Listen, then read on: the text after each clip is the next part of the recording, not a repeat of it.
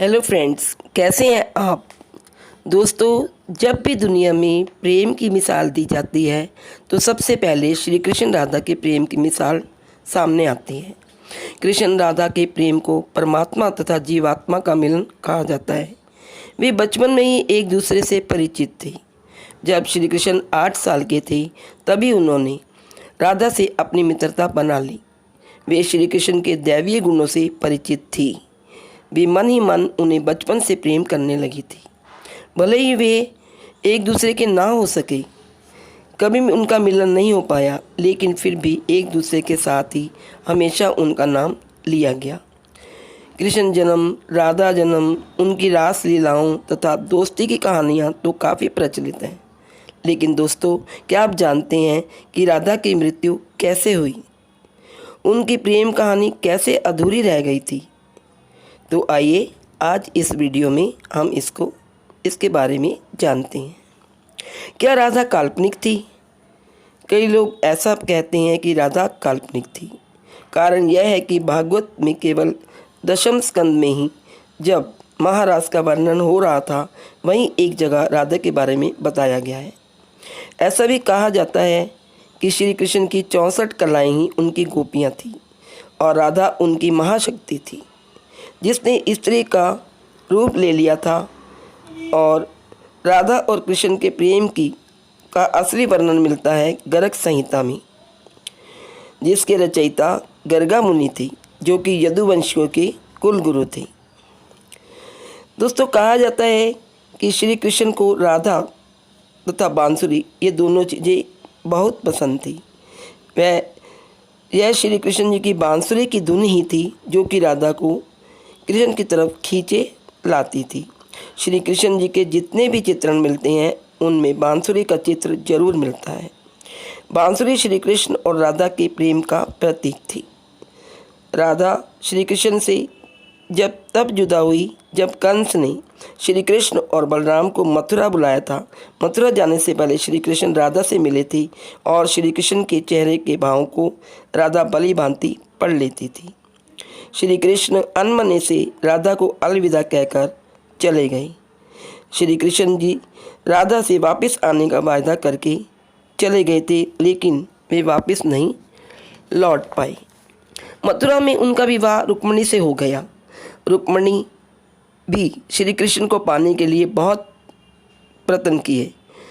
वह श्री कृष्ण से विवाह के लिए अपने भाई से भी, जिसका नाम रुक्मी था, उसके अगेंस्ट हो गई, क्योंकि वह भी राधा की तरह श्री कृष्ण से बहुत प्रेम करती थी। श्री कृष्ण के मथुरा जाने के बाद राधा का वर्णन बहुत कम मिलता है। जब श्री कृष्ण राधा से अलग होकर मथुरा जा रहे थे तो राधा ने उन्हें कहा था कि भले ही वो उनसे दूर जा रहे हैं, परंतु मन से वे हमेशा मेरे साथ ही रहेंगी। और इसके बाद श्री कृष्ण मथुरा गए और कंस तथा बाकी राक्षसों को मारने का अपना कर्तव्य पूरा किया। इसके बाद श्री कृष्ण द्वारका चले गए और वहाँ द्वारिकाधीश के नाम से जाने लगे। जब श्री कृष्ण वृंदावन से चले गए थे तो राधा की शादी एक यादव से हो गई थी। जब राधा आखिरी बार द्वारिका में श्री कृष्ण से मिलने गई तो उसमें श्री कृष्ण का रुक्मिणी के साथ विवाह के बारे में सुना तो वह दुखी नहीं हुई।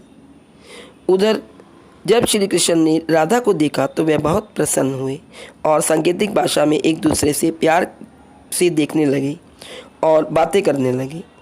राधा को द्वारिका में कोई भी नहीं जानता था। राधा के अनुरोध पर श्री कृष्ण जी ने उन्हें एक देविका के रूप में अपने महल में नियुक्त कर लिया।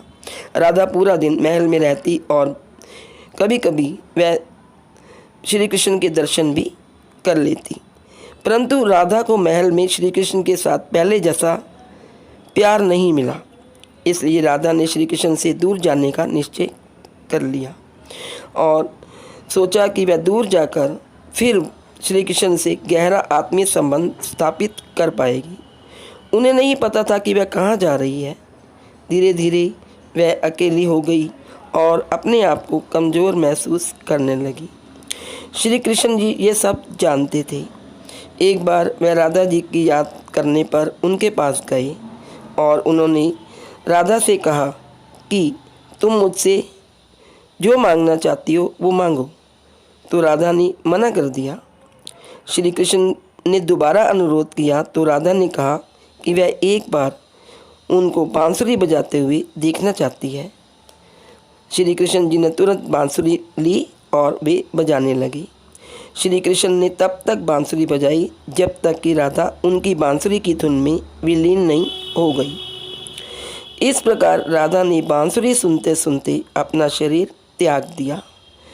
हालांकि श्री कृष्ण जानते थे कि उनका प्रेम अमर है, परंतु फिर भी वह राधा की मृत्यु को सहन नहीं कर पाई और उन्होंने अपनी बांसुरी तोड़कर झाड़ियों में फेंक दी।